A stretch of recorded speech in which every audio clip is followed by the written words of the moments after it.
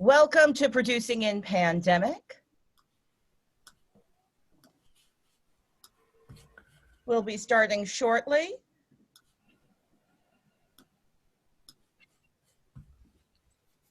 Just going to invite people to begin by introducing themselves. We'll drop that introductory script into the chat. The first moment of Producing in Pandemic is always one where first we like to let everyone know this is a relaxed meeting, so you can have your camera on, you can have your camera off. Participate at your level of accessibility. Also, this is being recorded so others can participate asynchronously. We're so happy to have you all here, sharing your practice so generously. This first beginning is an invitation for everyone to share who they are, where they're coming from, and also a challenge or a discovery in producing in pandemic. That might mean in trying to find ways to physically share space successfully, or in ways to use digital and transmedia producing to make that happen. In the introductions, we like to say our name, gender pronouns, we do a decolonized beginning, a land acknowledgement, and also we invite you to share any access needs if you have any, and just to make this space as accessible as possible. We understand that's an ongoing negotiation, so if something doesn't come up at the beginning, you can always drop an access need into the chat. We also practice something, and we can stop sharing the communication agreements. We can share full screen. The other thing we do in Producing in Pandemic is we practice horizontal leadership. So I'm not going to call on folks. I'm going to invite you to stack in the chat. Just put your name in the chat, and you don't even have to call on the next person. The person who put their name next to yours, they will know that they are after you. And that way we go really fast. So, and in this moment, I am having one of my colleagues, this is me practicing some transparent hosting. One of my colleagues is saying, hey, can you make me a co-host? Yes, I can. Thank you so much for asking. We like sharing power here. And in Zoom, you have to be a co-host to have certain controls. All right, so I'm just going to invite anyone who wants to begin to begin. It's me. I put my name in the chat so I can example for everybody. Hello, everybody. I'm Danny Bay. My gender pronouns are she, her, hers. I'm in the land of the Ohlone people here in the Bay Area. I am the administrative producer for Calling Up Justice, in addition to being a freelance equity stage manager. My access needs are met. Gonna drink some water. Gonna start the day off with some water, being healthy. And one discovery from this week is I did the Festival of Masks yesterday with Sabina and Claudia for LA Commons. And traditionally it's a parade that they do in a park, Leimert Park down in Southern California. But this year, obviously, we did it digitally.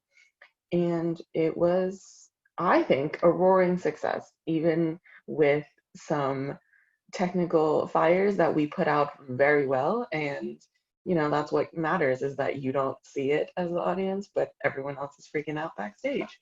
And I think that it was beautiful and powerful, and is available to watch asynchronously through HowlRound and their page as well. So we can put those links. And next is Rebecca. Thanks, Danny. That sounds awesome.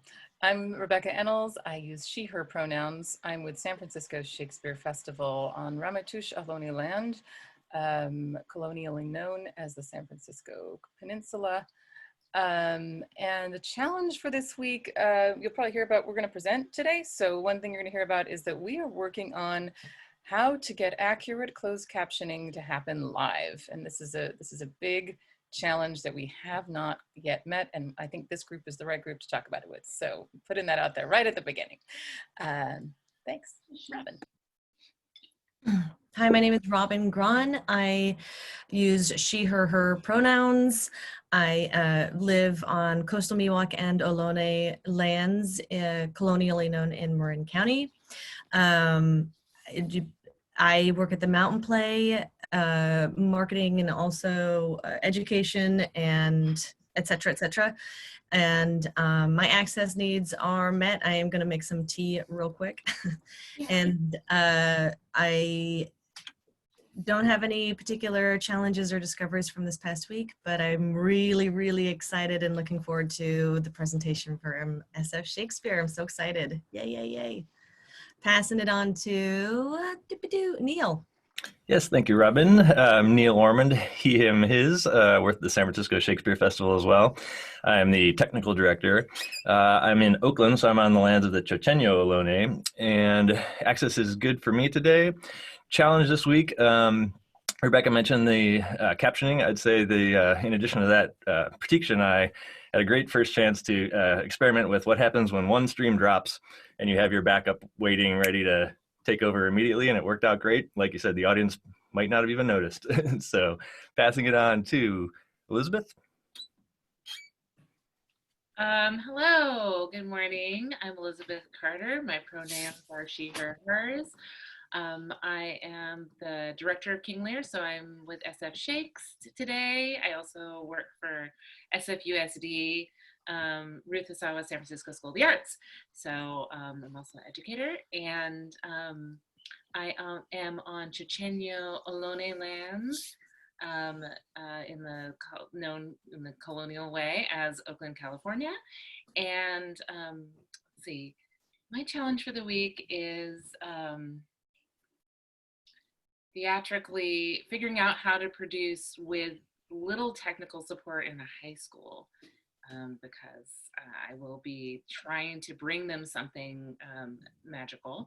And I took the workshop on OBS, and I don't know that I will have all of the skills to do that, but I am willing to do some of that. So, and then also balancing my professional career, which other things are happening. So Our digital theater meeting.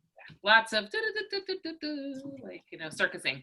So, and I will pass it along to Kholoud, if I'm saying that correctly. Yes, you are. Thank you so much, Elizabeth. Hello, good morning, or good afternoon, wherever you are. My name is Kholoud Sawaf. My pronouns are she, her, hers. I'm speaking to you from Fayetteville, Arkansas, the ancestral homeland of the Osage, the Quapaw, and the Caddo people. And my access needs are met. I'm just having a little snack. And this week, because the hurricane is like, it didn't pass through Arkansas. I think it just wanted to like breathe next to us, but it still affected the internet. So it feels like even you become just isolated from everything. And you're like, I guess we're just back to books and Arabic poetry, which is great and fun, but I just missed connecting with people. So this is where I am this week. And I'm passing it to, I believe, Karen. Hi, thank you, Kholoud. I'm Karen Schleifer. I'm the stage manager for the San Francisco Shakespeare Festival. I go by she, her, hers. I am on the Maywook land of the Muwekma Ohlone tribe as well, and I'm in the East Bay in Concord. My access needs are met. I have coffee. I haven't eaten yet. It's a little too early for me. And my production manager will yell at me. And a challenge this week, as always, is when you get down to 2 shows a week and just kind of trying to keep it connected and personal and real when we come back to the space. It's always a challenge for me as a stage manager, especially in this environment. So I try to keep connected and bring people into the space in that way. And that's a big challenge for me. And I will pass it to Diana. Good morning. My name is Diana Lauren Jones, pronouns she, her, hers. Land acknowledgement. I've never done one of these out loud before. So I am on the lands of the Ohlone and Chochenyo, presently known as Alameda. What else? I'm with the San Francisco Shakespeare Festival as an actress. Access needs are met. Challenge or discovery from this week. My camera, like Karen said, when you're down to 2 shows a week and you put things away, stuff changes, and then it's really frustrating to try to get everything set up again without panicking. So, but it happened and it was, so that's okay. I will pass it along to Kelly. Diana. My name's Kelly McMahon. I'm on the lands of the Duwamish, known now as Seattle. I am the director of a virtual production that's coming up now with the company I created here in Seattle called Playlist Seattle. And I want to thank Elizabeth for sharing this group with me. She and I did the Directors Lab last summer, so I was really excited to see what she was doing in San Francisco, and I appreciate her graciously telling me about you guys because you seem awesome. My challenge the past week has been my perfectionism, I guess, with what we're doing. Everything's working pretty well, but I want it to be perfect and crisp and clear images and, you know, perfect blocking. So that's been my challenge this week, which I'm working to let go of. Thank you. I will pass it to Claudia, I think. Hi, hello. And here, I'm going to do that right there. That was for you, Kelly, because I was hearing just a little bit of affect in your microphone. You might want to try playing with your sound settings, but don't worry, this isn't a space that expects any kind of perfectionism at all. In fact, that's the entire point of this. We're inventing a new field, which is why I'm so grateful to have lab spaces like the one we've created and like the ones others are creating. So yay. Yes to the captioning. And if we have time in this conversation, we should bring it up. Or if we don't, we should make it just like a full session for our next session. Because I had similar issues with captioning this week. I went in hard with Otter AI and then discovered that I was deeply disappointed with the experience. And so I'm going to try again. And now I'm going to try for rev.com. But finding a way to do this without literal human beings typing the words, I'm unsure if that's, I'm still in the world if that might just be the place where we have to go.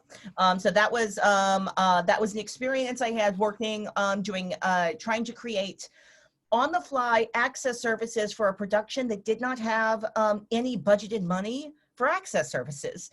Most of our productions don't have extra cash in the budget line for captioning or sign language interpretation, but it's an issue. So would love to talk about that. My big discovery this week was, and I should actually, let me do the entire script. Hello, my name's Claudia Alick. My gender pronouns are they, their, she, hers. You can use those interchangeably. I'm speaking to you from the so-called Bay Area, land of the Ohlone people. The people are still alive. I also like to take this decolonized moment just to shout out that we've got concentration camps in this country right now. That's happening. I'm speaking to you from Calling Up Justice. I'm the executive producer of Calling Up Justice. One of the big discoveries I made was I had the pleasure of working with, and I'm about to mess up her name. I really am. It's terrible. She's a wonderful playwright. And so I'm literally trying to look up her name right now as I'm saying it. And I'm not going to say it right. So I'm just going to, she's the playwright of White Nights, Black Paradise. I'm going to drop a bunch of links about this production. She just did a reading at the Museum of the African Diaspora and invited Calling Up Justice to do the digital production design for their reading and to give some support. And the thing I discovered was the playwright or the director doesn't know what questions to ask the actors. So and the actors don't know what questions to, so when I asked the playwright and director, do your actors, what kind of computers do they have? Can they support? She was like, oh yeah, they all have Zoom, we got this. But then as we got into the room, we discovered, well, some of them only were using the web client. They didn't even have the desktop client downloaded. And so I'm creating a little intake form that will allow actors to answer the questions that the institution or even the playwright director, they don't even know what questions to ask. And I also created this resource doc. That resource doc I just dropped into the chat. It's going to be a living document that we'll put into the asynchronous learning lab, but it is a document that will allow people to check their Zoom settings, figure out what kind of computer they have. There's a couple of links to tutorials for how to use Zoom on a cell phone, how to use Zoom on a desktop, and also how to make green screen happen with just some construction paper. Oh yeah. all of this can be super affordable, but I'm realizing you have to schedule the time and you have to create the communication strategies. So that was a gigantic learning curve for us.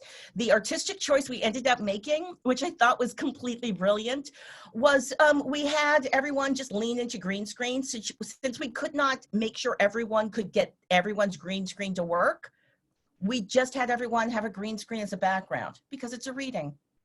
And that's part of the point, to fill in the background. But lovely learning. And I will pause and let someone else talk now. Hello, I'm Pratiksha Shah. I am the production manager at SF Shakes, and I'm excited to present what our discoveries here today.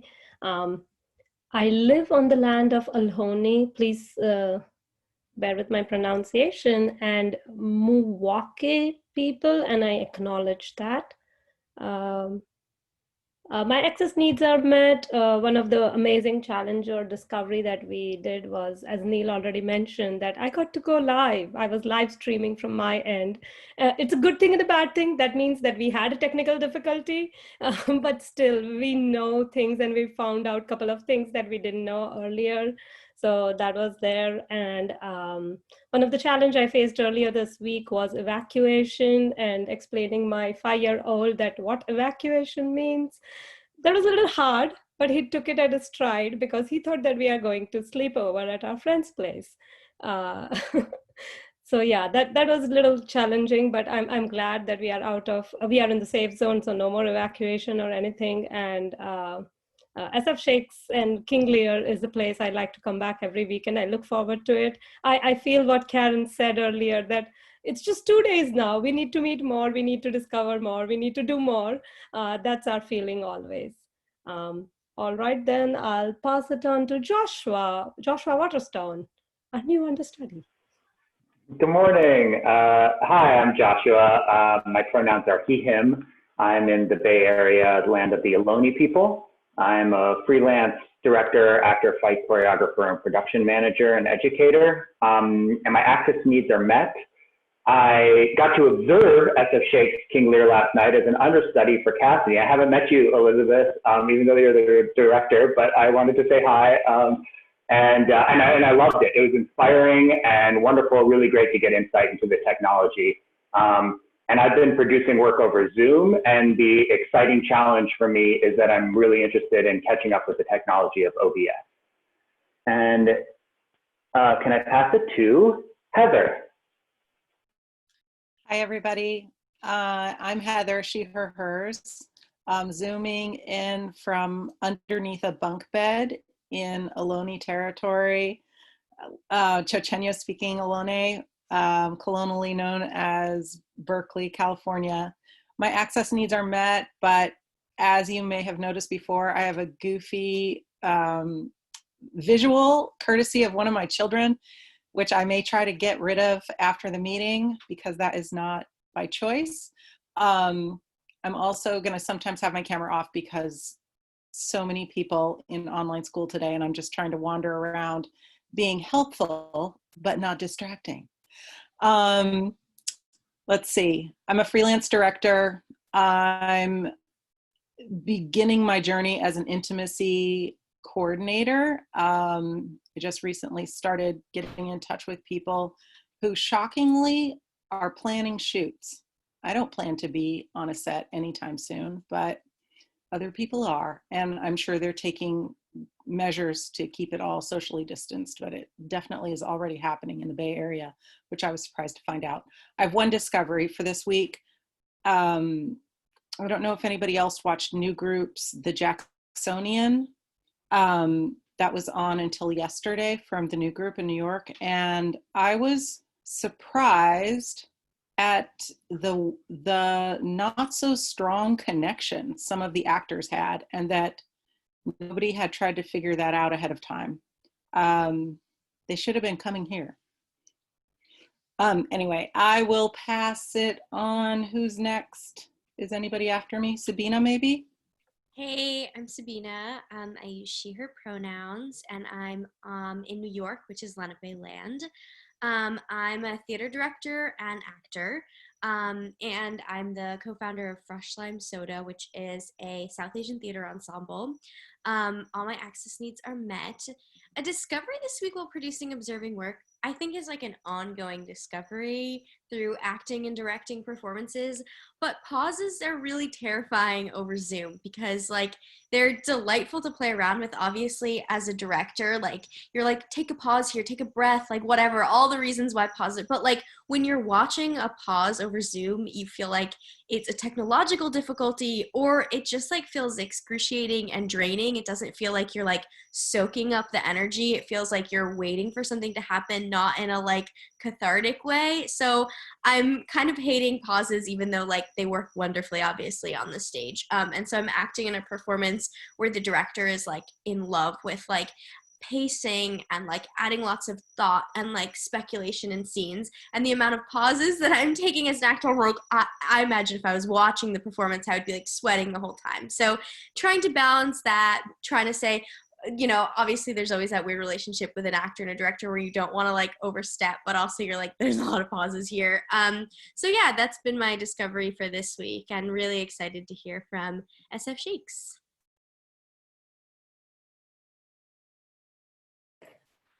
Hi, everyone. My name is Shereen Azab. I am the co-director of Detroit-based ensemble A Host of People. My pronouns are she, her, and my access needs are met. I am happy to be returning to this group after 2 weeks off, where I went into nature and tried to, you know, recharge a little bit. I think my major challenge is I think it's really hard to re-enter into the world after a little bit of recharging in this particular moment. I didn't strategize about re-entry, and I found it really difficult this time around, which I would say I think I've been catching up, and I think a little bit putting my focus more towards the election and what's really sort of just really taking over a lot of my consciousness right now and like my heart. So, but I am starting to gear up. In October, I believe I'm going to be directing a Zoom reading for one of our works in progress for Host of People right now. So it's really good to have these. So I can focus on how to do that in the best way possible, since it'll be the first time I have ever directed a reading, and not like some sort of piece or something, but actually a script where there's where I will be just putting my attention a little bit differently than I usually do as a devising director to a script on Zoom. So I'm happy to be in community with you all, and I think that's it. Thanks.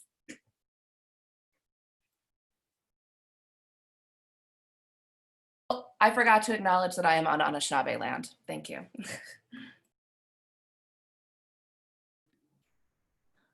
Lovely. Well, it was so good to hear from folks. Has everyone had a chance to say hi, hello, and tell us about themselves?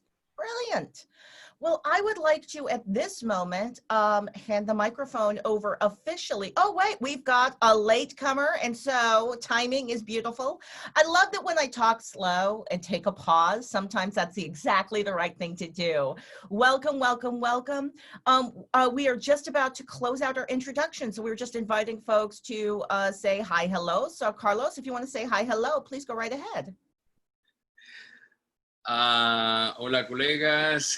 Great to see you all once again. And sorry I was a little late. I had a conversation with a playwright for a show here on campus. So what can I say? I'm here. Let me see if I remember this, what we say to introduce. I'm Carlos Alexis Cruz. I'm calling from the land of the Catawba and the Shigari people. And I'm also bringing the heritage of the Taino people forward as a Puerto Rican. My accent needs are met, although we had a thunderstorm last night, and I think I woke up with one of the thunders, and like my neck is feeling a little sore. It was beautiful. Everything was lighting up, but you know, it was a little scary, I guess, at the time. I guess when you're sleeping, you don't expect it. I am the producing artistic director of the New Suit Project, a social circus initiative here in Charlotte, North Carolina. And I am also a faculty member at UNC Charlotte. discovery from this past week. Well, I was actually able to join the gathering by the LA Commons yesterday, and I was. Thank you, Danny. Thank you, Claudia. You know, and you guys that helped produce that. I was moved. I was brought forward. I am Puerto Rican, and there is an Afro-Puerto Rican in me that, you know, the language, that the dances. I saw that looks like bomba, which is something that it was very connected to me. So, anyways, it moved me, and I actually felt like it was very well produced, and that the flow was excellent. So. It was a learning experience, not only like a moving experience overall. So that was a nice discovery on seeing how actually festivals can happen online and still like connect with people. So thank you for that. That's a discovery. So that's what I can say. Thank you. Hi all. Also, I don't know if you've shared with anyone else on here, but you need to be following the Instagram of Nouveau Sud. It is delightful. They're doing such gorgeous work with masks, and have made a couple of, well, if we can do this work wearing masks, so can you. And they're fabulous and rather impressive to see folks flipping around with a mask on. Let's make sure we drop a link in the chat, and then I shall now officially, I shall now officially hand the microphone over to you. Please, SF Shakes, we would love to hear about your process. Thank you for joining us to share so generously about it. And hello. I just wanted to quickly, Joan entered during Carlos Alexis's intro, so I wanted to see if Joan wanted to intro before I intro our people. I'll just say a quick hello and tell everybody that we taped a Movin' and Groovin', a community dance class at the Missouri History Museum on Friday with giant vote letters.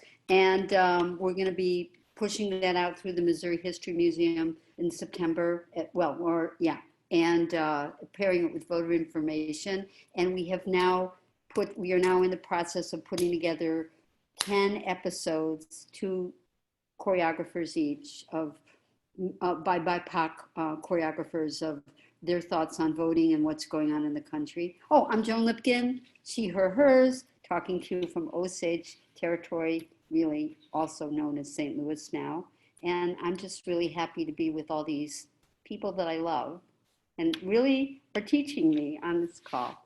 And now I throw it back to the Shakes. Thank you, Joan. That gave me just enough time to pass the toddler off, so thank you.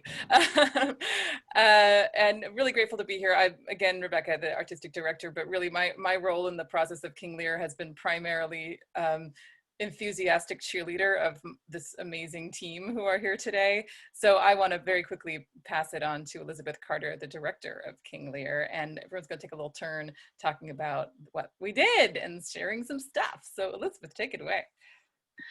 Hey everyone, wonderful. Well, thank you for having us. I'm really excited to talk about it because we've been in like a bubble for so long. And I love seeing, and Claudia, I just love your backgrounds. I just have to say that because I am a huge nerdy Trekkie. So anyways, make me happy. So I just wanted to start off with, okay, so I was trying to think of all the things I could say to you and that might be helpful and useful. So I'll try to stay practical, but I'll also just offer that in this process, we started out with an idea of a big outdoors, obviously, space, like many of us, and then had to shift to this virtual format, to what we thought was going to be Zoom, like many people are doing, a Zoom play. And then, and every time was me, I'll speak from the director's perspective. So for every time for me was a shift in, a slight shift in vision. The play still says what it says. The cast was still the cast. We did end up shifting a character because of the intimacy that this, strangely, this format creates. You're so close to people that certain things that work on a large stage, when you're 10, 20 feet away, or 30, 40 feet away, 50 feet away, would not work when we're this close to people's faces, right? So we did make some shifts, and then we were in this Zoom world, and I was like, okay, I can make this work. We're gonna do this. I'm looking at all these different things and like figuring out angles and playing. How can I play with the space? How can it be here? How can it be there? What can we do? And then when Neil came up with, which he'll talk about more, about his way of unifying folks in one space, then it was kind of like, and then I had to rethink everything as a director again. So when technology changes, the director has to change. The director has to change. The director has to rethink, how am I going to use this space? What is it saying now? The world changed. We had George Floyd murdered. We had protests in the street. The world changed, and the play had to change again. So because we're working with Shakespeare, Shakespeare is flexible, and it can be responsive. And I, as a Black woman, could not speak through that piece without addressing certain things. So it just didn't mean anything to me in the middle of protesting. And then I figured out, even though I'd already kind of baked in an idea of a white matriarch who had biracial children, and all of that had been kind of built in there, all of a sudden it felt so much more urgent, and I needed to speak to that in a different kind of way. So as I was, I was like, we need footage, we need audio, we need some kind of way to bring this current moment into the world right now, because it feels very, very applicable. So those were some of the things that kind of got us started. But when we first got into the room, the Zoom room, one of the things we talked about were some very practical things about how much time. I'm watching my time right now because I want to be thoughtful about everyone, so I'll try not to like race through all my thoughts. But one of the things was a practical side, and Karen will also speak a little bit to this, was how much time are we actually going to rehearse? How much time can people actually be on Zoom together? You cannot burn your actors out. They are alone. It is very isolating. I feel very passionate. I'm also an actor and have been for going on 27 years professionally. And the isolation and the burnout and the non-connectivity, you really, as a director, have to build into your time. So I'm really about care for our community and building community and making sure that everyone is like held up, lifted up, and then we can get to the work. But if actors feel completely disconnected, then number one, it's not satisfying. This is not the most satisfying experience as an actor. And I get that. And so how can I make it more satisfying? How can I make it more connective? How can I make the connective tissue between us more powerful? And so every day we start with a check-in. Every day we try to connect and just get a temperature of the room, make sure everybody is there. I do a very simple check-in that sometimes is longer, sometimes is a little longer in the beginning, and then we kind of truncated it. And then figuring out, okay, as we learned, well, we always joke that we're building the airplane as we're flying it. I think many of us feel like this, right? That we realized very, very quickly, Shakespeare puts like 10 people, 12 people on stage at the same time. You cannot do this in this format. Now, maybe if you're doing Zoom boxes, you can do that. But when we're unifying people together, we very quickly found that the person who had one line had to be axed. Because we needed the real estate of the space, because we couldn't layer people back and we didn't have enough side-to-side spacing, that all of a sudden really about 5 people is all you can get on stage at the same time. Some scenes require 8 people. So as we learned through the process, I think Neil and I were talking, and I was like, Neil, do you think you could do this? And Neil's like, I think I can do that. Let me try. And we figured out together sort of this 2-camera way of working. So like kind of hybridizing film and theater in being able to do switch to another camera, just like you might do in television, right? So you could see the other side of the room. Guess what? We could pretend that the rest of the room is still out there, right? Even though you can't see it in these, you know, in this parameter, the other people are still over there. And so why can't we flip to them and then flip back, right? Now, I am not the technical person. You will hear from Neil. I know that is the magic that he does, but the place that we created was a place of like, can we? Is there a yes? Like, what can we try? If we can't do that, what else can we do? And always having in my back of my mind that we were creating, that's a grand experiment. Everything is not perfection. This goes to what Kelly was saying earlier. It's an experiment. This is an experiment. There will be things that will work, that will not work. And you just have to be willing to try and to say yes. Everything takes 3 times as long. If you think you can cut time because you are on a virtual format, you cannot. Just tell your producers, tell the playwright, tell anybody who's working with you, give me 3 times as much time, because you cannot do it in a short amount of time. Technology does not make it go faster. Technology makes it go slower, because you cannot walk up to an actor as a director and whisper in their ear and have a side conversation while somebody else is doing stage combat in the other room. You cannot do it. It doesn't work. So I'm just going to be real with you all that you have to build in more time, because when everyone's in the room, everyone's in the room. And with our process, we couldn't do breakout rooms because everyone has to be in the room at the same time for the composite to work. So I had to decide, if we're going to have a separate conversation, that conversation has to happen before rehearsal or after rehearsal. If I want something private, we have to all come out of, and Karen and Neil can talk to this about like the technological like limitations to that, to our format. So I realized some things in the blocking. The other thing that's beautiful about the way that we were able to work is I realized really quickly, I love directing in a thrust stage. For those of you who like thrust versus proscenium, I love thrust spaces. And I really started to use the camera as a thrust space. So putting somebody down stage, and that you also can use the edges of the space was something that I learned. You could really use the edges. You didn't have to have everybody in full frame. This is the most boring. I see so many people do Zoom this way. Everybody's in the same orientation, the same distance from the camera.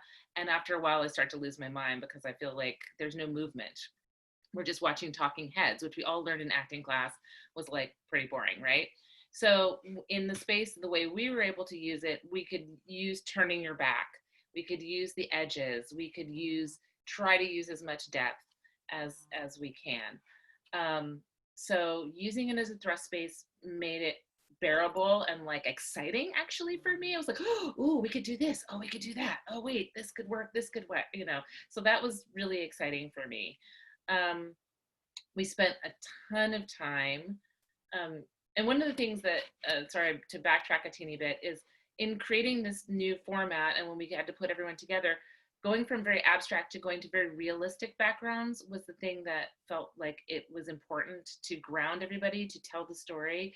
And we did a lot of work on like very specific locations of like Atlanta, Georgia, Gloucester, Virginia, DC, New York, like, and tracking the timelines of those spaces so that everyone really was super clear about where they were actually in the world.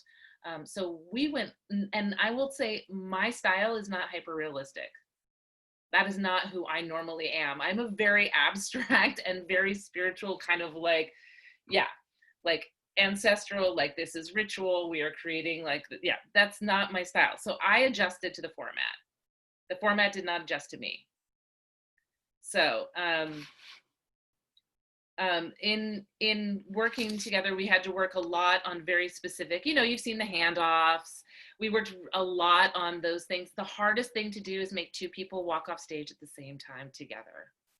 Literally, that was the hardest thing we had to do. A handoff, those got easier. We kind of learned a methodology around it.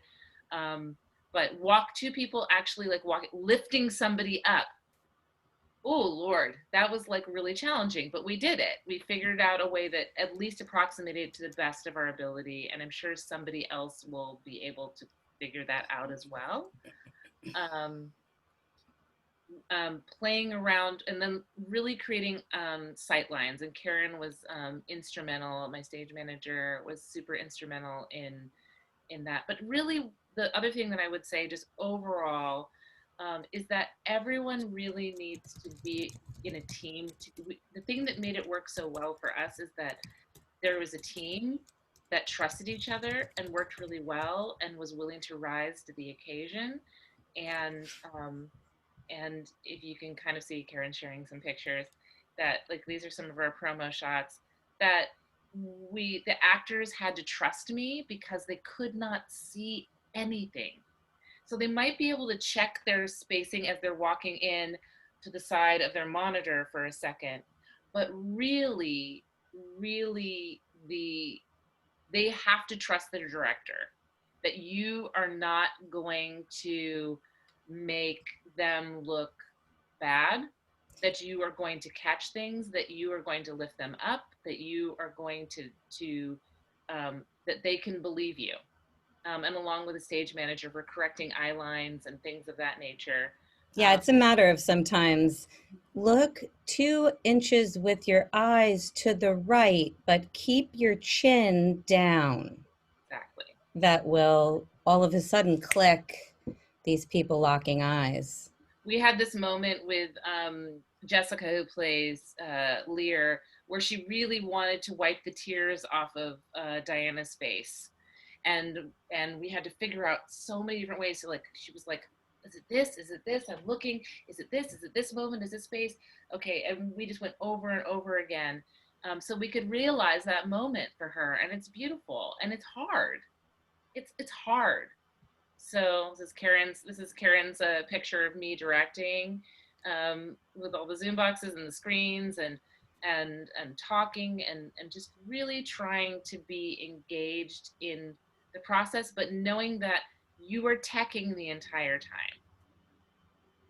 So so that goes back to like building, like all the things you have to do during tech to keep actors feeling like okay. You kind of have to do the whole time, right? And I will say the other beautiful thing is that SF Shakes is such a community, and really supported me in whatever I needed. We took a 2-hour, I'll just offer this as a schedule, and Karen can talk a little bit more about this, is that we started out with a mandatory 2-hour break as opposed to the equity 1 or 1.5 hour break. Because I just feel like people needed space off of the screen. And then we eventually shaved that down to 1.5 hours.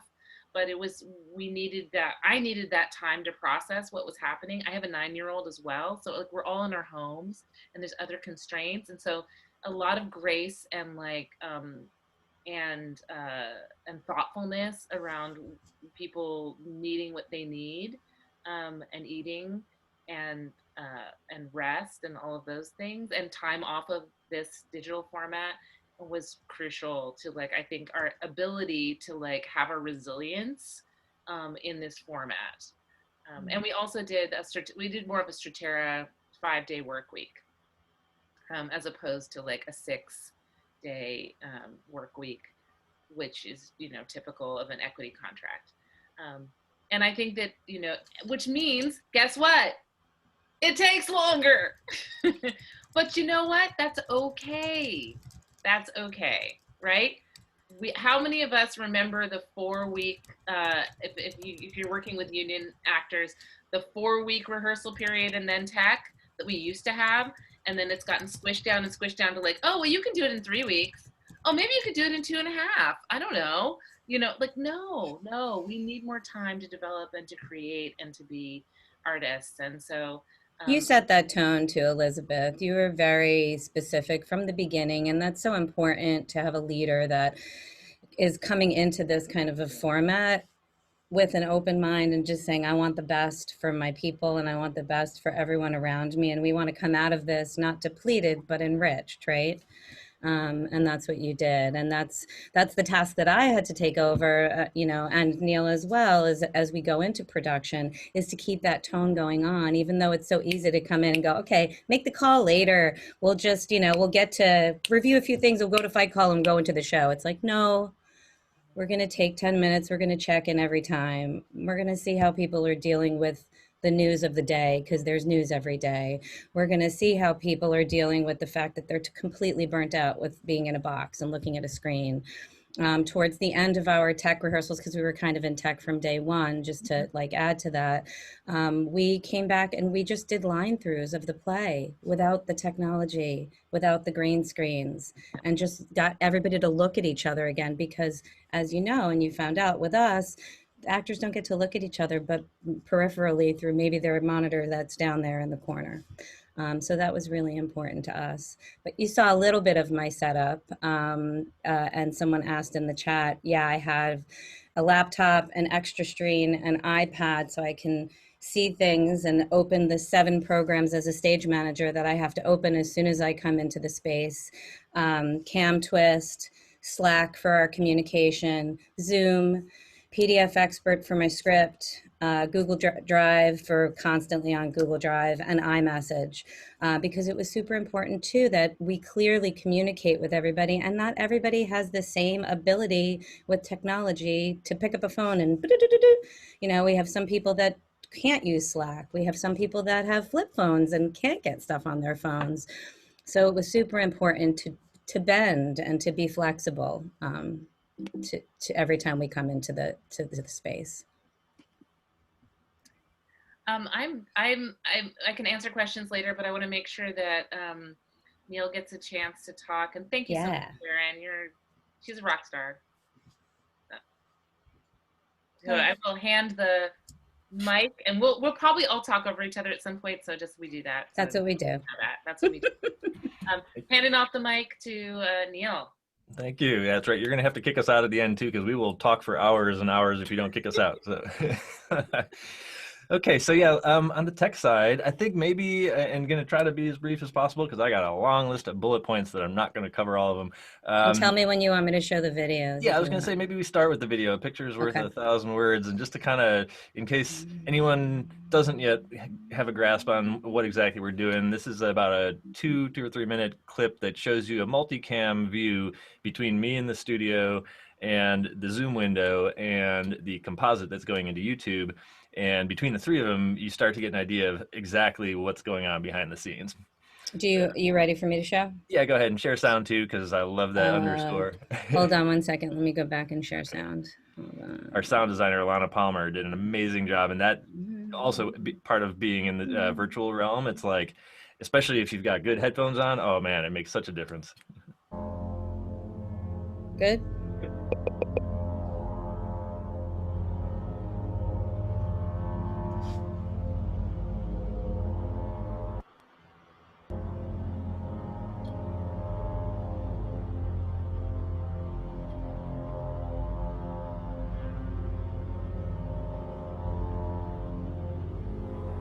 Come, sir.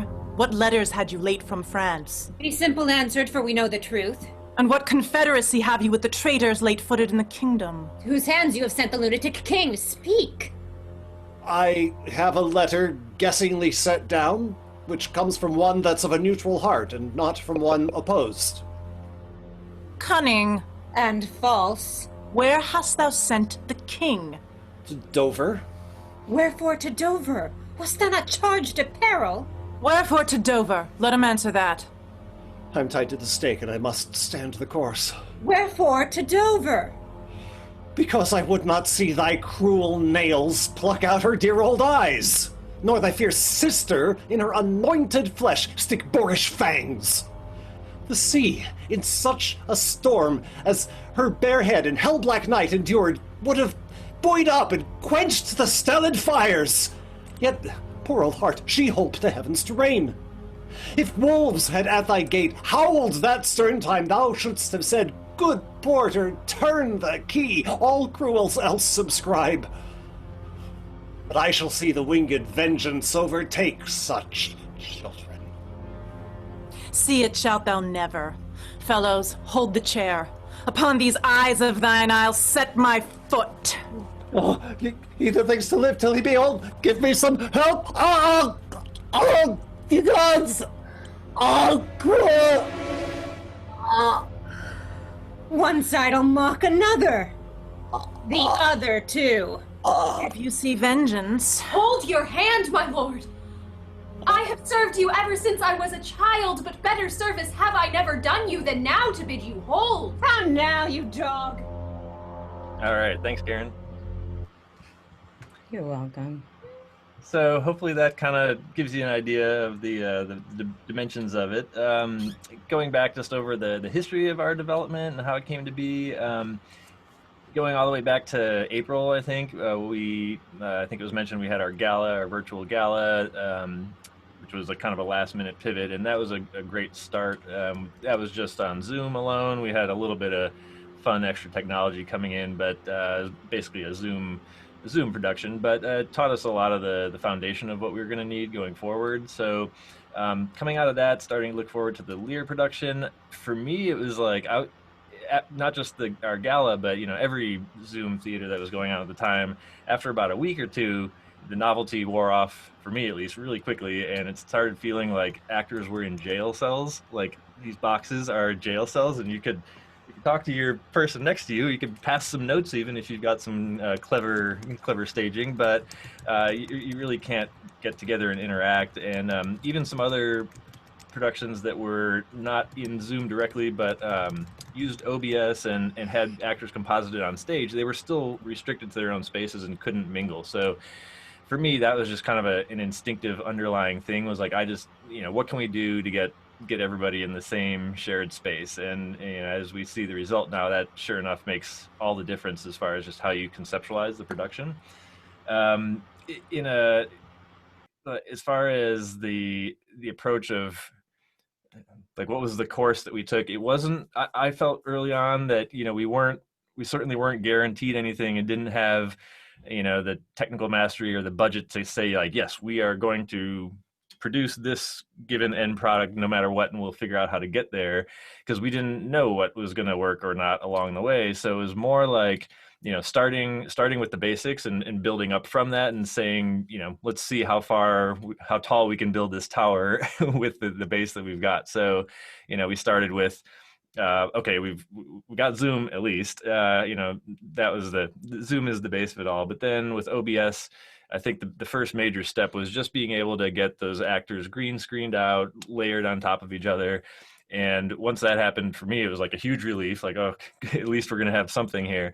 But all the polish that we put on it, all the accessories, all that was kind of unknown. And we just kind of added them as we went. We started getting, like Elizabeth mentioned, getting fancy with camera cuts, using and being able to do flipping of layers, like real time as actors are moving around each other. Things like the video overlays and the transitions, the rain that you see over the top of them in some of the scenes, all that stuff, is great. Just kind of got added on further down the line. So yeah, what else here? What's important? Elizabeth's screen sense, like, that was huge too. We didn't even realize it at the time, but if we'd come in with a director that didn't have so much screen sense, I think we would have been floundering a lot more, because with Elizabeth, it was much more direct. Like, she was able to see right off the bat, like, oh, okay, here's how you kind of frame things and tell the story in a way that makes sense. The building of language was a huge thing that was ongoing and continues to be ongoing. Is you have to, just evolve your language, evolve your methods. I don't know if there are terms for a lot of these things we were talking about, but if there are, we didn't know them, and we just came up with our own terms. Upstage, downstage, stage left, stage right. I'm sure a lot of you have run into, like, you might think it's straightforward, but it's like, the actors, some of them get that and some of them don't. Some of them have to really think and reset their brain to what is stage left and stage right. And then just as far as, referring to ways that people interact with each other in the space, and just developing that language and the common parlance is a really important step in the process, and it doesn't ever end. Communications was huge. This is the first time we as a company used Slack heavily, and all credit for this goes to Karen for bringing that to us. She knew how important that was going to be, and sure enough, it is the backbone of our communications, not only backstage during the performances, but all the time, 24/7. I can't even. It feels a little funny to me now to actually send emails. I'm like, ooh, we're going old school with emails. Not to mention like a phone call. I don't remember the last phone call I actually took. Yeah, a lot of adjustment of roles too, shifted because I ended up taking a lot of stage management things that would have typically been Karen in the past, but at the same time, equal amount of new stuff came up for her to have to manage, as far as wrangling and just being that mother hen. So actors tech is so precise. Elizabeth started to mention it, but I'm still in awe of what the actors do, not only with their precision, but like with being able to maintain it. And after 5 days off during the week, coming back and being able to get your body in three-dimensional space, not just up, down, left, right, but like every pose of your body needs to be exactly the same as it was last week, to within about an inch. If you're more than an inch off, that's when it starts to look off, and you might get a note from me or Karen or Elizabeth. So the precision, just because the spaces are so compressed and just the nature of the camera and being so close to it, you have to. We early on came to realize that it sounds ridiculous, but you really do have to be that precise. Mm-hmm. So. I think that's about it. Yeah, the captioning was another big topic that that's my last big hurdle that I haven't quite managed to wrangle yet. But we've still got 3 or 4 weeks to go, so I'm hopeful, and I'd love to talk later about that with folks. So yeah, I'll cut it there and pass it on to who are we I'll grab it from you. Karen, okay. Yeah, Neil took my job basically, and he presses all the buttons and he gets to say GO, and it's not fair. No, we had to really, say yes a lot and have a group. It's just the most important thing when you're entering this new territory, right? To have people around you that are open-minded and can be creative and use their imagination and say yes. And that's what we did. Neil and I definitely had to riff back and forth with each other on, he'd say, well, what do you use? I went totally digital a few years ago. So I will do a cam twist. If you want to spotlight my video, if we want to go to speaker view and you want to spotlight my video, can we share that way? Can you all see that? I'm sharing. Okay. So basically, here's my Slack, which I use with another company, another nonprofit. So you can see I have different workspaces up here. But this is just an example of kind of how we break it up. We have backstage alerts. We have fun stuff. We have non-Lear info. But it's the hub of what we do, and private communications back and forth up here, company meeting things here. If you look, this is our backstage. So it's really like backstage.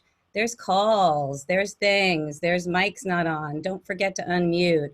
And then I'll go into what I do is I track, and these are my tech notes. So it's really literal of people looking on camera if they're not supposed to be looking at the camera, things like that. But communication for us and for me was really key. That's, as a stage manager, that's what we're supposed to bring to the table, but this is heightened. And we were in tech from day one, so that was a challenge.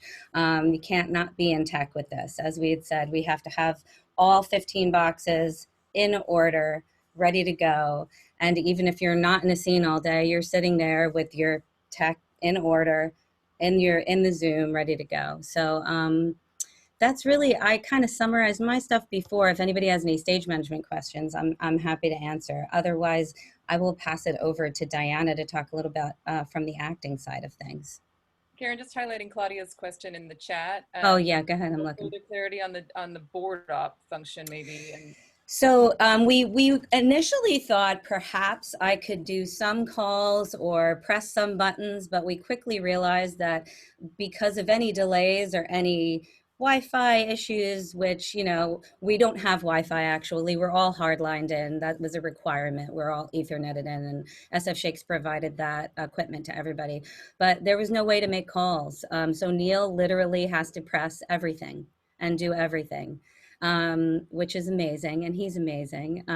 So initially it was really funny because he asked me what I use, and I use PDF Expert, and he started to use it, and his script started to look better than mine did. I'm like, wait a second, he's rolling with this.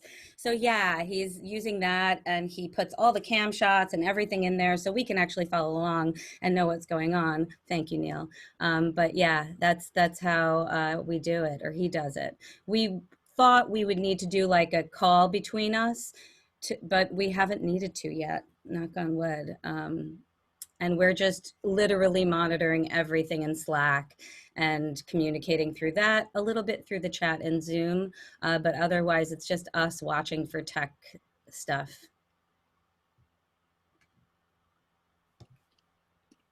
Does that answer your question, Claudia? Yes, good, awesome. QLab for sound cues. Joshua, you have a question? Yeah, just in watching last night, I was wondering how you did this, because I noticed that Neil would call lights up and clear, right? Things that you would normally call, Karen, because Neil is in control. But also, we didn't hear Neil coming through OBS. And how does that work as a separate thing that backstage they can hear you, but no one else can hear outside of that? Neil Yeah, will I can take answer that. that. It's so that's thanks to the fact that in Zoom, audio is only one direction. Like for any given user on Zoom, when you speak, Zoom takes that and sends it to everyone else in the meeting, but does not send it back to you. Otherwise, there would be feedback. So basically, it feeds into the whole like one point thing with me needing to be the one pushing all the buttons. It's the same thing. It's like only really, unless you have a separate channel, only the person at, you know, who's also the one streaming can speak into the Zoom call and not have that be part of the incoming Zoom audio to themselves. Before we jump on to more questions, let's hear it from Diana as an actor perspective. If that's okay, Claudia? Yes? Okay. Cool, totes. This is awesome. Should I talk quickly or be like normal pace? Normal. Yeah, normal pace. Cool. Yeah, I've agreed with everything that's been said about this process. I took some little notes for myself so that my thoughts are not too scattered, because they often are. In general, what I feel like everyone had to give to this process was patience, expansive thinking, and flexibility. Patience, as you've heard, for so many reasons that this takes so much longer.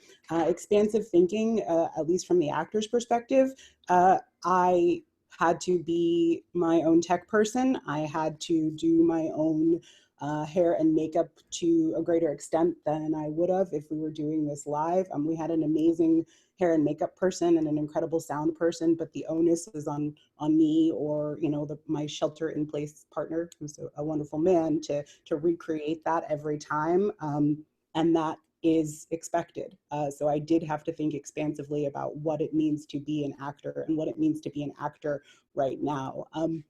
This is only my second equity production, and one of the things that I was so excited about was the alleviation of the burden to have to share this on social media, because it was like, people are just gonna come to the park, and that felt like a big step in my career, but it did fall back upon me again to think expansively about how to share this, how to make this form of Zoom theater stand out, because like, you know, Neil and others have said, like, people were getting tired of the Zoom boxes.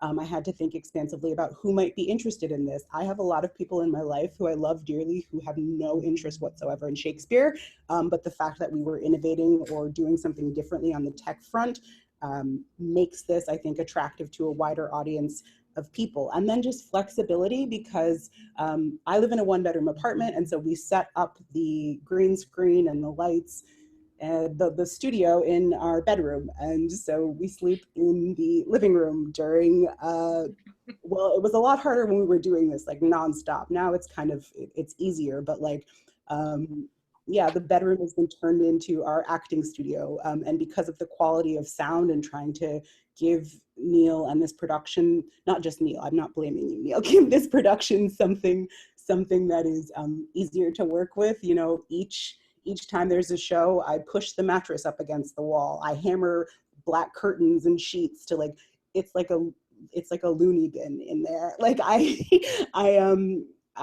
have to set it up and break it down.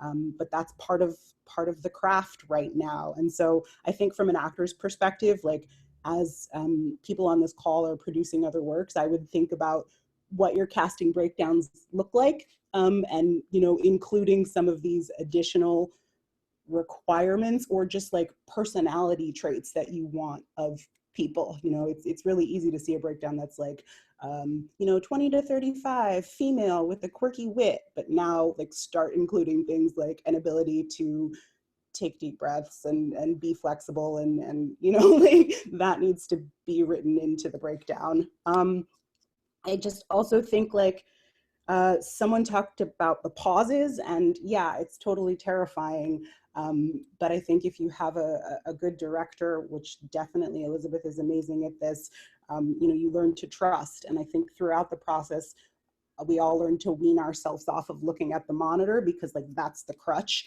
at first, because you don't, these are all new people and we haven't met them in person. And it's kind of scary to have no idea where you're standing or what you're looking at. I would also love to say that, yeah, think about the projects that you're choosing to undertake as an actor, because there is an emotional toll to working in this way. You know, it's amazing that you can see so much of the magic that takes place with a fight scene and the choreography, because that's all incredible. I think in some ways this form is more challenging to communicate emotional depth and complexity of drama.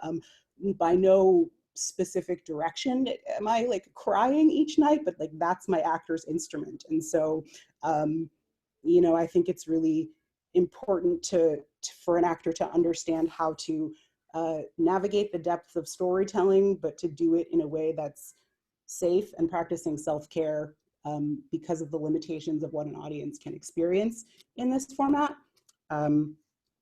Yes, also, I just want to say that SF Shakes additionally provided an incredible culture for working on this, insofar as creating a community, but also a willingness to talk about what's actually happening in our world right now, and making space to have conversations about equity and anti-racist actions, and just being brave and courageous and supportive.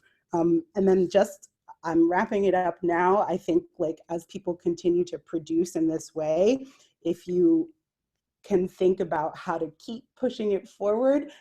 I, as an actor, would love more spaces, and I have no answer on how to create this, but more, maybe this is like a theater rallying call to Zoom or something like that, but advocating for ways to allow audiences to be engaged in the production safely and have it be beyond the chat. That would be awesome, because we can't hear you. We don't know what you're feeling or what's going on. And then also, I think another thing that could be really cool as this medium continues to advance is when you do get to build in more time, having the actors have the ability and the training and support, the whole cast really, but to work with the camera. So to have the camera be something that an actor for Act 1 might place here. And obviously this would be part of the director's vision or the tech person's vision. But if that's something, as this format continues to advance, I think that would be really exciting. I'm like, move the camera. What? Neil's having a heart attack with you just saying that.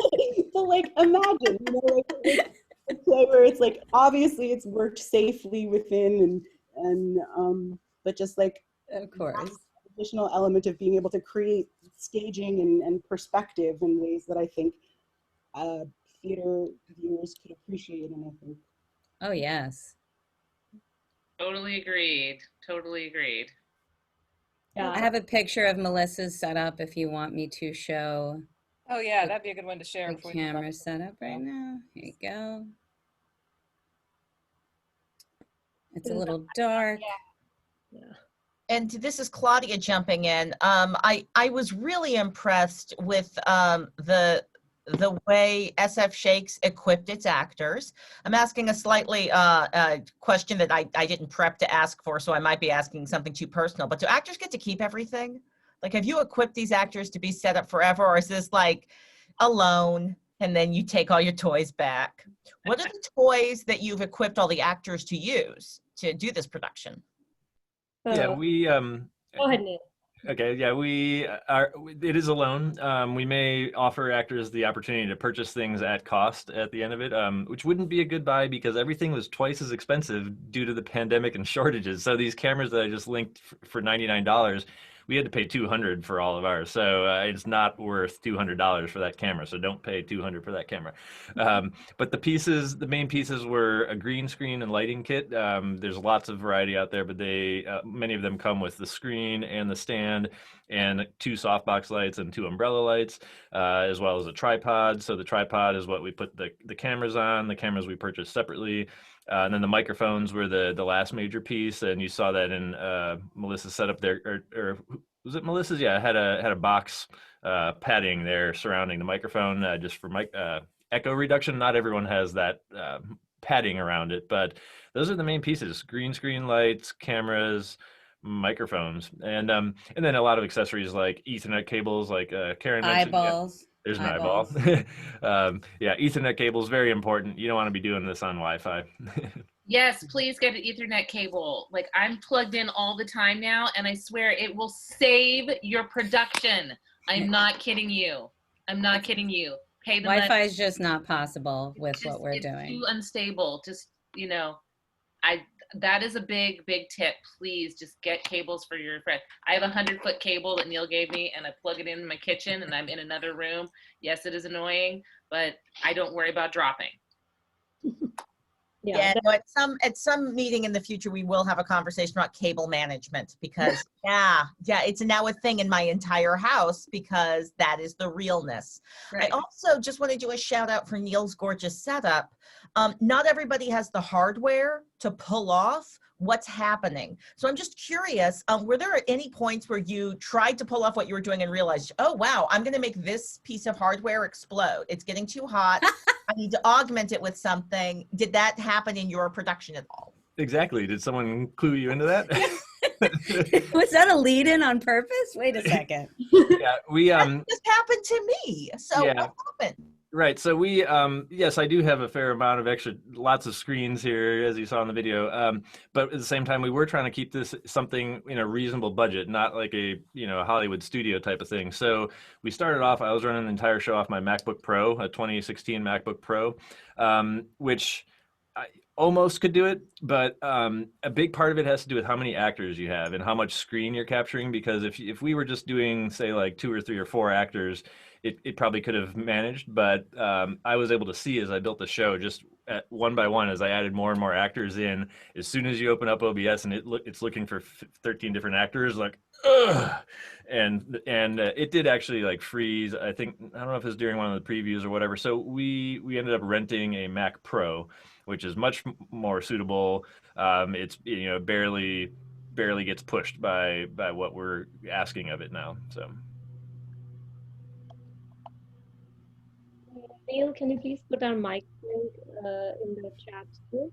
Yep. I want to make sure Pratiksha gets a chance to share about because people are asking questions about budget, and I think that really is a Pratiksha world kind of a question. So yes, when we started this production, or when we pivoted this production, we initially thought that we won't need a lot of crew members and a lot of budget. So we decided that we don't need a sound check or a sound crew or a light crew and things like that. And then we realized that we do need a lighting designer. So our lighting designer, John Bernard, who was just going to do a workshop with our cast to understand how to light yourself better, ended up being a crucial part of our designing aspect. So when Neil does the setup of green screen, we have John Bernard who would talk with each individual to make sure they are lit well. Depending on their colors, the light bulb has to change. It has to be warm or daylight and things like that. So a lighting designer played a very crucial role in our setup. We thought that because actors would be taking care of their own props and own costumes, we won't need a wardrobe assistant or a prop manager. We were wrong. We definitely needed a wardrobe assistant and a prop manager. Our assistant stage manager, Gabby, was amazing, and she took charge of being our prop manager. along with Gabby, we both, and Rebecca, we created the props because all the props had to be duplicates so that each actor, when they are passing the letter or passing the necklace, both the actors have to have that letter and that necklace, which were identical. So managing, keeping track, buying all those props, it needed a dedicated person. And Gabby, being awesome, she took care of that along with me. Then comes the question of wardrobe. We had to order all these wardrobes from all over the world. Our amazing costume designer, Hyun, created this great images for each character and their wardrobe synchronized with that. So I took up the responsibility of ordering things from all over the world, tracking, making sure they arrive. And it has happened that the first scarf that Leontine Gondrel's character wears arrived in mid-August. So before that, she didn't have that. And then it became the past part of costume. Not only that, we made a very good decision at the top of the pivoting that we would need a makeup and a hair person. So we had Amelia join our team, and that has proved to be amazing. We still get emails and question asked that what is Leontine wearing, what is the lipstick color, and things like that. So this makeup gave defined each character very well and brought everything together. Yes, Elizabeth, I agree that it gave, for example, Diana is playing two roles, Cordelia and Fool, because of the distinct makeup and costume wardrobe style along with her acting. It is very easy to recognize that, oh, that's a Fool and that's Cordelia. So makeup played a very important role. Budget. Initially, we thought that the budget would be a cheaper because, oh, we are doing it online. We don't need to build huge sets. We don't have to worry about moving sets from one location to other location, less crew. But we were wrong. We needed so many tech support for each of our actors. We, as Neil already described, the tech kits, we had to make sure that each actor had a tech kit, a camera, Ethernet cable to make sure that the Wi-Fi was stable. We had to even beef up a couple of actors' internet because it wasn't stable, even with Ethernet. One of our actors also decided to work from our shop, our SF Sheikh's office location, because he didn't have enough room or internet to support these kind of live streaming. So we had to set him up at our shop. Not only that, because props, costumes, our swords or our weaponry had to be ordered online, the shipping cost of each and everything came into account, because it's like, we just need a simple paper. I'll go to Michael's or I'll go to a stationery shop and buy it. But in this scenario, that wasn't possible. So everything had to be ordered. And in addition to that, there were some special makeup kits that needed to be ordered for actors. For example, the blood. We had a huge blood budget. We spent around $685 on blood. Think about that. The weaponries that we ordered from Sacramento, we had to pay extra shipping because they were still considered weapons. So these things accumulated to our budget. So I wouldn't say it was cheaper this way. I would say we come across same if Rebecca can, yeah, oh, that was amazing. In ordering from China in pandemic, yeah, what were we thinking? What was I thinking? Or what was Yun thinking, for that matter? And I want to be very honest that because SF Sheikh's is usually in the parks, our basket cash that we collect is much higher. But at this stage, I would say we haven't been able to monetize it as we wanted, because that changes, right? Toby, our executive director, mentioned that the basket cash is 1/4 of what we will collect every weekend in person, as opposed to what donations we are getting when we are online. So while producing in online, you have to keep in mind this thing, that if you are looking for monetizing your production, you have to find ways to do that.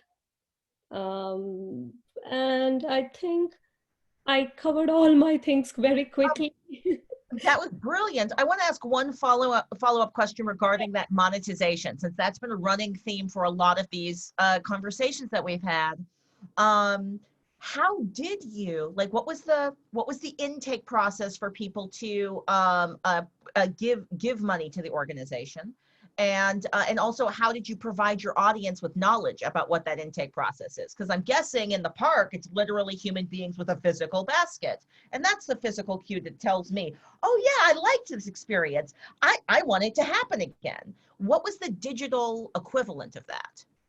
So like a really good, oh sorry, go ahead, but I can also segue to what I was going to talk about, which is a little bit of that engagement. we are going to segue, that Rebecca is going to talk about that, but I would quickly like to mention that we have our pre-show slides that mention about donations. We have, during our intermission, we put up a slide, and then Neil came up with a very cool idea about merchandising. We all, Rebecca is wearing one of them. We have King Lear t-shirt, but Neil said, why not put it on a website and see if people love to buy those things? Because I for sure know that I want a cup that says King Lear. I need a travel mug. I need a, we even have Wait, did you order that yesterday? Because we saw that a travel mug was, you did? I did. I'll have one next weekend. So yes, I'll have that. So it's just that we have to come with a very unique ways of doing that. And as SF Shakes runs on donations, we had to push that. And with that, I would hand it over to Rebecca, who talk more about our engagement events and creating awareness. Go, Rebecca. Yay, thank you, Pratiksha. And I'll try to be brief because I know we're close to the end, but obviously it's a big thing. So there's a lot to talk about. And when I talk about engagement, that's somewhat distinct from marketing and development, but there are crossovers. So there's going to be a little bit about all of that. We're a free in the park theater company. Normally we are all about people coming together in community to experience something together. And we want that to be accessible. So that's our mission. So that's what we want to do. So this was obviously going to be free from the beginning, but as Claudia noted, we normally have actors walking around, socializing after the show, getting to know the audience and taking all those photos of the princess with the little kids. It's great. It's a wonderful community experience. And how are we going to do that in this format? So we're experimenting with starting our YouTube feed a half hour before showtime. And we just started doing this yesterday. At that time, Neil is playing our family-friendly Green Show. King Lear is not a very family-friendly play. We're a very family-oriented theater company. The Green Show, written and directed by Christian Haynes, featuring our interns, is very family-friendly. It's super silly, and it's free on our website. If you want to go watch it, it's great. You can watch it at any time because it's pre-recorded. And it's fun. And then we have slides. Once that's done, it's about 15 minutes long. And we have another 15 minutes of slides that go by, and they feature very regularly how to donate. And we have both a text to donate, text number, which is not getting widely used, and the link to our website. Now, of course, it's YouTube, so you can't go like this. You have to get the second device. And I think that's part of the challenge, is the people who are like, oh, I have to then go to somewhere else and I can't donate through the screen. So that is a challenge. And I think that's part of the issue. So any page on our website, you can hit a blue button and donate. So people are doing that a little bit before the show. We're pushing a little bit more for intermission to be a time when people donate. It's really mostly happening over the show. We've found our development folks have let us know that's the timing of the donations. We're currently experiencing about 80 to 90% of our donors are first-time donors to the organization, because we're having a national and international reach that we've never had before. And our donation amounts are larger than they are in the park, we think, because a lot of the park stuff is cash, but people are putting in, 5s and 10s, whereas people tend to not give 5s and 10s online as much. It tends to start around 20 or 25 and be bigger amounts. So that we've found to be the case. Other things that are happening in those pre-show slides, we're encouraging folks to go to our website and download a PDF of the program so they can see us in the show. There's some articles to read. We are also partnering, we partner with civic organizations all the time, so that's cities. So we are, yes, it's a time-rich process. We are experimenting with highlighting pandemic first responsive organizations in our slideshow as well, and as part of our pre-show speech. So we're saying, support San Mateo County strong right now, because we've been virtually in Redwood City. And they're dealing with wildfires and a pandemic. So we're trying to put out there the civic partners that we would always be highlighting. That also includes the Sogorote Land Trust. We're trying to get that out there as part of our land acknowledgement, and just really being present with the current events that are happening in the world. We had 3 company members dealing with possible evacuation not this last weekend, but the weekend before. So that was part of our pre-show, like this is going on in our world. So I usually do the pre-show speech live on the Zoom. I get put into the Zoom order. I'm there speaking live. I think live is really important because things do change. So that is not recorded. And it does have a plea for donations, as well as we do for the scene you saw us play, we do a bit of a trigger warning around the scene where the eyeballs go away.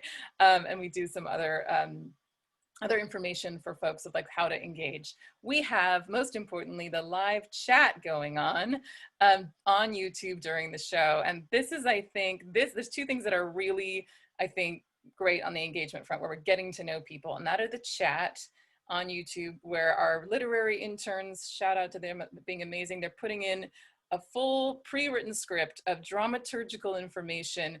It's making Shakespeare more accessible. It's making people not feel like, oh, I have to study to understand this. And it's fun and funny, and we're responding, like a lot of us just like hanging out in there and responding to people and getting to know people. So that's just fun. We love that. It's a little bit like we found people are a little bit polite in our chat, so we're trying to like goose them a little bit, like talk to us, we want to talk to you. So we're trying to poke people a little bit and be funny and irreverent about stuff. And then we are also doing every Sunday after our 4 o'clock show around 7:15, we do a post-show Q&A in Zoom that people can register for, and they can turn their cameras on and we can see them, and we ask them to applaud, and they get to meet the actors. These are so popular that we have people coming back like every single week to the post-show Q&As. And Neil talks about what he's doing. It's a much truncated version of what you're getting today. And the audience can put their questions in the chat, and we just get to see them, and we get to kind of get to know people a little bit, find out where they're coming from. We often get international folks staying up in the middle of the night and talking to us at this Q&A, so it's pretty delightful. So I know we've got like 2 minutes to go, so I really want to wrap it up and make sure we have time to close, but there's so much. It's just a lot. Well, and friends, here's the beautiful thing. We don't have to end exactly at some specific time. I'm not going to cut the feed. We do want to allow folks to go back to their lives. So we do want to keep this a reasonable thing. But I can recognize that folks had so many questions. The chat was alive during this conversation. We've gotten so much juicy, beautiful exchange. So you are all invited to come back next week to continue more conversations and exchanges around this. This is deeply, deeply exciting content and work. And also just it turned out beautifully. So just congratulations. But we're so deeply grateful that you all came to share this process with us. This is so great. Any final comments or observations before we, in a chill way, decide to close out this beautiful producing in pandemic session?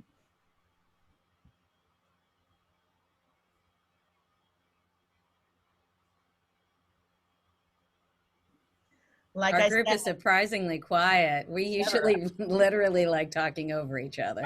I would just like to say one thing that I felt for this team was think outside the box, keep thinking, keep working, keep imagining, because without Elizabeth's imagination and Neil's support and our team's support and every designer who's part or every member who's part of this production, if we hadn't imagined, we had thought, let's just do Zoom, then we would be in just Zoom. So it's more of pushing your boundaries, challenging yourself, and making it happen. I guess I would just like to say that it's really important to, there's so many things we could talk about. I mean, as me as a director, I've been more engaged than probably a normal situation where I would kind of bow out. You know, normally a director leaves at the end completely, and I kind of have like, pop back in, because it really feels like sort of a lifeline in a way for a lot of us. And the only reason I'm not more engaged is because I went back to school and my son went back to school and all of that. But I still slack her and say, "Are you coming? Where are you?" We miss miss you. I'm like, I What know. stage manager does that? We usually want the directors to get out so we could start running the show, you know? Right. I'm just saying. It's true. No, So, like, not now. And I love how, like, I think that this is only the beginning to where people are going to keep taking the foundations that we're building right now and pushing the envelope in a different way that we were not able to imagine, or using a different format that we didn't have access to. We basically picked what we could use right then and built off of it. And I feel like that's where we're going to go. So I'm just excited to see, like, maybe what somebody in this room is going to create with, you know, whatever knowledge base that we, you know, shared, and then hire me, because I'm working, I'm freelance, so there you go. Me too. I'm freelance, and you know I'm coming with you. We're silly. Yes. No, that she is promised. Humor is really important. That's Humor what this is is really about. Right. Keep those connections going on. It's about building the relationship, and this was an intense process that, you know, always, if you look for it, manifests beautiful connections and relationships that last forever. So, well, thank you all for sharing so much. This was brilliant and beautiful. I'm going to hit stop on the recording now, so you can say goodbye as I hit stop on the recording.